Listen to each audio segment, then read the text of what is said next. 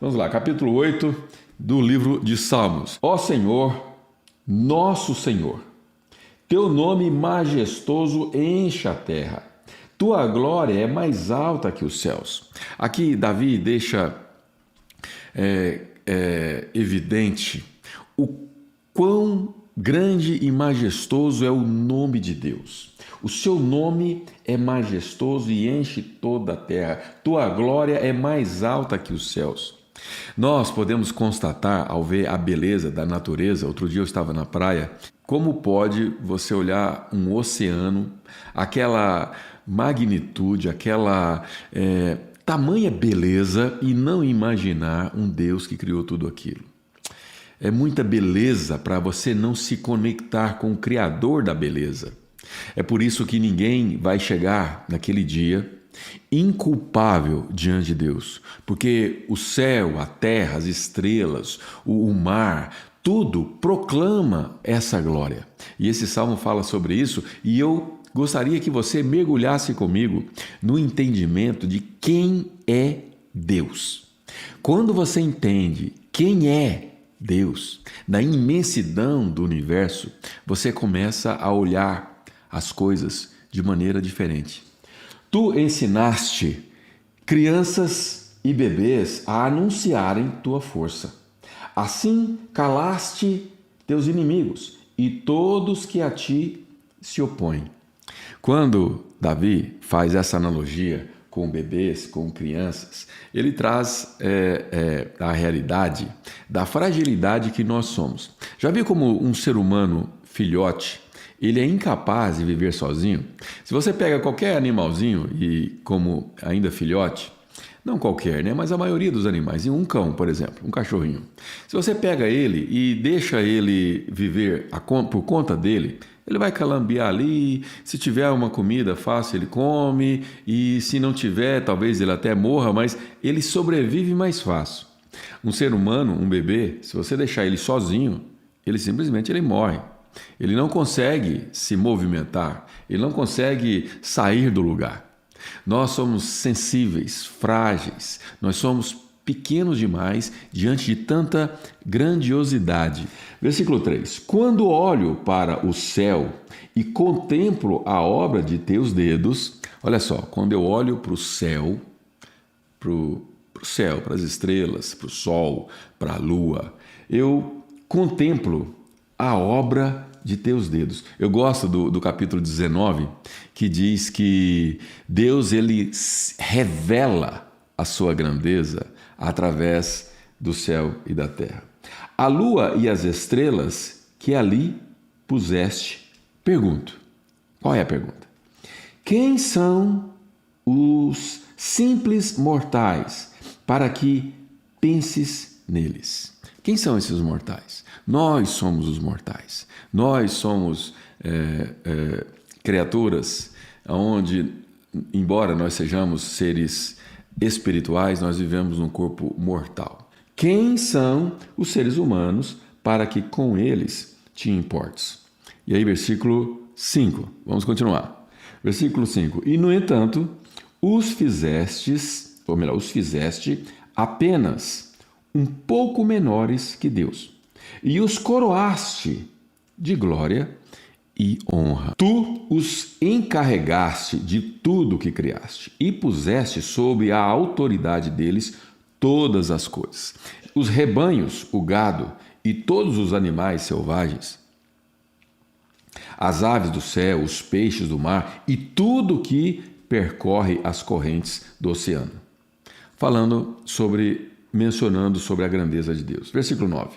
O Senhor, nosso Senhor, teu nome majestoso enche a terra. ênfase aqui, ó. Teu nome majestoso enche a terra. Se você observar, ele usou a mesma expressão em palavras diferentes no primeiro versículo. Por quê? Porque isso é um poema, é um cântico.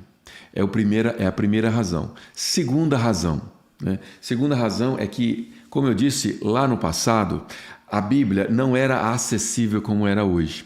E a maneira de se decorar inculcar, uma expressão que a própria Bíblia usa, na cabeça daqueles que estavam aprendendo e ouvindo esses ensinamentos, era a repetição. Então, quando se fala, por exemplo, aqui no versículo 1, o Senhor, nosso Senhor, teu nome majestoso enche a terra, tua glória é mais alta que os céus. No versículo 9, ele encerra com a mesma expressão de maneira diferente. Ó Senhor, nosso Senhor, teu nome majestoso enche a terra. Ou seja, além de fazer parte de uma composição de um poema, além de fazer parte de uma harmonia de cânticos, porque, lembre-se, aqui no título nós lemos ao regente do coral, Salmo de Davi, dando autor ao texto, para ser acompanhado com instrumento de corda. A Bíblia, ela é cheia de significados, ela é cheia de ensinamentos. E o que nós podemos trazer, que é o propósito do nosso Café com Propósito, para os nossos dias? O que nós podemos entender? Nós podemos entender que Deus tem nas mãos o controle de tudo. Deus tem nas mãos o controle dos céus, da terra, de tudo que existe no universo. Ele é Senhor. E quando nós dissemos que, quando Davi ele usa a palavra nosso Senhor no primeiro versículo, e depois no último, nosso Senhor também, ele traz aquele mesmo entendimento do Salmo 7 que nós estudamos ontem. Meu Deus, meu Senhor. Deus é o seu Senhor. O que é um Senhor? Nós entendemos que somos escravos daquilo que nos domina. E Paulo, no Evangelho, nas suas várias cartas, ele menciona que nós somos escravos de Cristo e por isso somos livres. Enquanto pessoas são escravas do pecado, ou seja, elas são obrigadas por si mesmas a obedecerem ordem do pecado, um exemplo, vício. Uma pessoa que é viciada em alguma coisa, ela é escrava daquilo e, portanto, ela é prisioneira daquele vício.